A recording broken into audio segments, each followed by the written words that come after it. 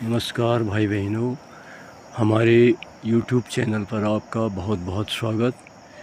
पिछले वीडियो में हमने जाना था दुनिया की जो सबसे महंगी मशरूम है कॉर्डिसेप्स मिलिट्रीज मशरूम के स्पान को हम कैसे तैयार करते हैं। तो इसके स्पान को या इसका जो बीज होता है उसको जब हम तैयार कर लेते हैं, उसके बाद इसके जो फ्रूट बॉडी है उसको कैसे उगाया जाता है, इसके बारे में हम आज जानकारी प्राप्त करेंगे। तो प्यारे भाई बहनों, जो ये कॉर्डिसेप्स मिलिट्रीज मशरूम है, इसको ही जो है हम अपने घर में नियंत्रित वातावरण में उगा सकते हैं।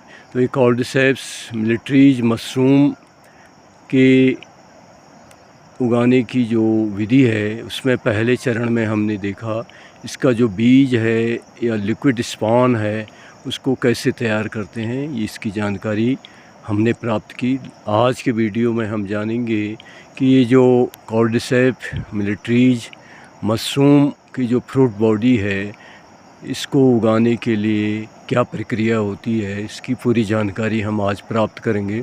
तो प्यारे भाई बहनों, जो ये कॉर्डिसेप्स मिलिट्रीज मशरूम है या अन्य जितने भी मशरूम हैं, हम जानते हैं ये मृतजीवी होते हैं और ये कार्बनिक पदार्थों के ऊपर उगते हैं। तो इसलिए जो इसका जो स्पान है या बीज है, इस स्पान या बीज को भी उगने के लिए कुछ कार्बनिक पदार्थों की आवश्यकता होती है, जिसको हम सबस्ट्रेट के नाम से जानते हैं। तो ये जो सबस्ट्रेट है इसको कैसे तैयार करेंगे? इस सबस्ट्रेट को तैयार करने के लिए दो चीज़ों की मुख्य रूप से आवश्यकता होती है। एक तो ब्राउन राइस और दूसरा न्यूट्रेंट सॉल्यूशन। तो प्यारे भाई बहनों, इसके लिए जो ये न्यूट्रेंट सॉल्यूशन है ये कैसे तैयार करेंगे, पहले हम इसके बारे में जानकारी प्राप्त करते हैं। तो ये जो न्यूट्रेंट सॉल्यूशन है, न्यूट्रेंट सॉल्यूशन को बनाने के लिए हमको चाहिए dextrose 20 gram, peptone 5 gram, yeast extract 3 gram, potassium phosphate 2 gram, magnesium sulphate 0.5 gram, tri ammonium citrate 1 gram, vitamin B1 50 milligram, vitamin B12 10 milligram, multivitamin capsule 10 milligram. और ये सभी जो कार्बनिक पदार्थ हैं, इन सभी कार्बनिक पदार्थों को जो है 1 लीटर जो डिस्टिल्ड वाटर है उसमें अलग अलग जो है घोलते हैं। सबसे पहले जैसे डेक्सट्रोस है 20 ग्राम लेकर के इसको अच्छी तरह से घोल लेते हैं। उसके बाद इसमें पेप्टोन 5 ग्राम लेकर के अच्छी तरह इसको घोल लेते हैं।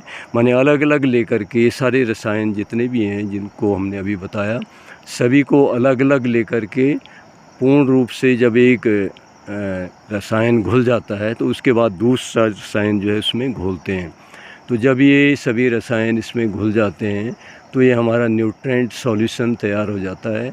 अब ये जो न्यूट्रेंट सॉल्यूशन है, जब ये हमने 1 लीटर डिस्टिल्ड वाटर में हमने जो मात्रा बताई रसायनों की, इस प्रकार से इसको घोल करके तैयार कर लेते हैं।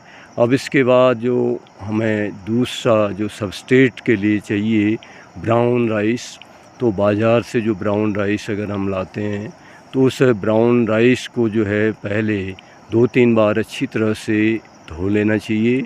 धो लेने के बाद इसको जो है हमें अच्छी तरह से सुखा लेना, माने किसी जालीदार बर्तन में पंखे की मदद से जो है सुखा लेना चाहिए।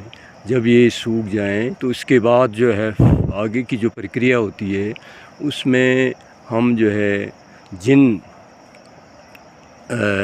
जार में हम जो है ये मिलिट्रीज मशरूम को उगाते हैं वो 500 मिलीलीटर वाले कांच के जार हो सकते हैं या प्लास्टिक के जार हो सकते हैं, या 250 मिलीलीटर के प्लास्टिक या कांच के जार हो सकते हैं। तो ये प्रत्येक जार में जो है 20 से 25 ग्राम जो है ब्राउन राइस को हम ले लेते हैं, जो हमने ब्राउन राइस तैयार किया, और इस ब्राउन राइस में 40 ml 40 मिलीलीटर जो है ये न्यूट्रेंट सॉल्यूशन मिलाते हैं।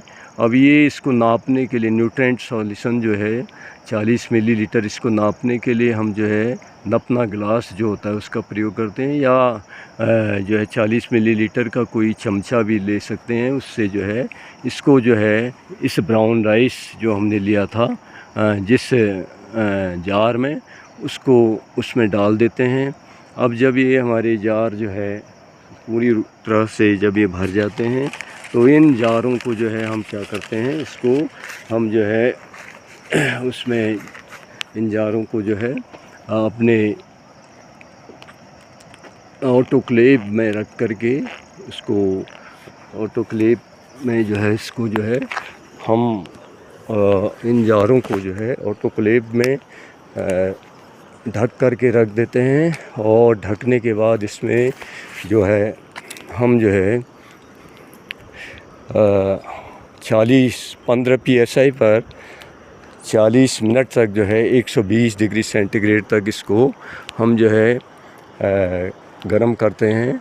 और इन जारों को जो है इनके मुँह को PP बैग से बंद कर देते हैं और उस पर रबर बैंड लगा देते हैं। अगर PP बैग हमारे पास नहीं है तो प्लास्टिक का ढक्कन भी हम इसमें लगा सकते हैं। और इस प्लास्टिक का जो ढक्कन होता है, इस प्लास्टिक के ढक्कन में जो है एक छेद कर देते हैं। इस छेद से जो है इसमें कॉटन प्लग इसमें लगा दिया जाता है। तो ये कॉटन प्लग या जो हमारा प्लास्टिक रबर बैंड जो है इस पर जो लगाया हुआ PP बैग पर, उसको लगाने का मुख्य कारण ये होता है कि उससे जो है इसमें किसी भी प्रकार का जो माने एयर फ्लो माने हवा जो है इसमें जाती रहती है। तो हवा के जाते रहने से इसको शुद्ध हवा इनको मिलती रहती है, और शुद्ध हवा मिलते रहने के कारण जो है ये इसके लिए जो हवा का प्रवाह है वो बना रहता है। अब ये जब इनको हम ऑटोक्लेव में रख देते हैं 40 मिनट तक, तो उसके बाद जो है इसको हम जो है 40 मिनट तक ऑटोक्लेव में रखने के बाद वहाँ से निकाल देते हैं। और निकालने के बाद इसको जो है हम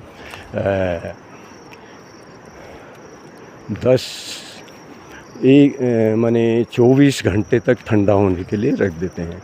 24 घंटे तक जब ये ठंडा हो जाने के बाद जो है इनको जो ये जार हैं हमारे पास, इन जारों में हम जो है लिक्विड स्पॉन जो है वो मिलाएंगे। तो लिक्विड स्पॉन मिलाने के लिए हम क्या करते हैं कि इसको जो है लिक्विड स्पॉन जो है प्रत्येक जार में 5 से 10 मिलीलीटर जो है लिक्विड स्पॉन मिलाया जाता है।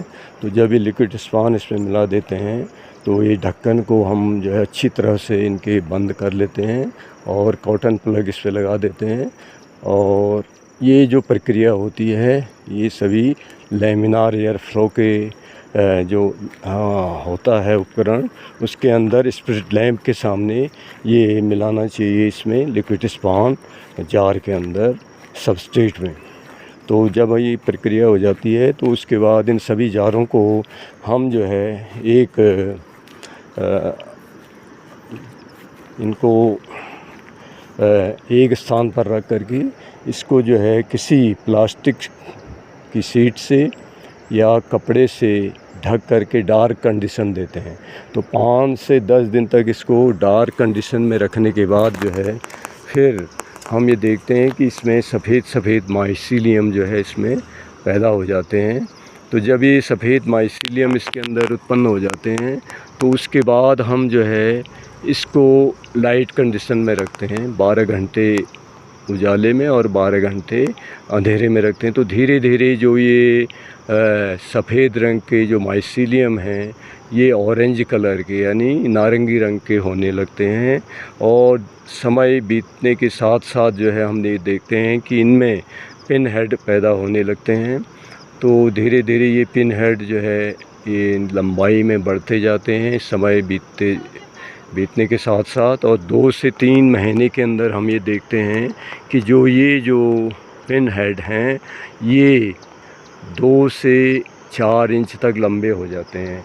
जब ये 2 से 4 इंच तक लंबे हो जाते हैं और इनके सिरे जो है गोलाकार, गेंद के समान गोलाकार हो जाते हैं, तब ये समझना चाहिए कि ये जो हमारा फ्रूटिंग बॉडी है वो पूर्ण रूप से तैयार हो गया है, यानी इसका हार्वेस्टिंग का समय आ गया है। तो अब इसके बाद ये जब इसका हार्वेस्टिंग का समय आ जाता है, पिन हेड जो है इसकी मानी जब ये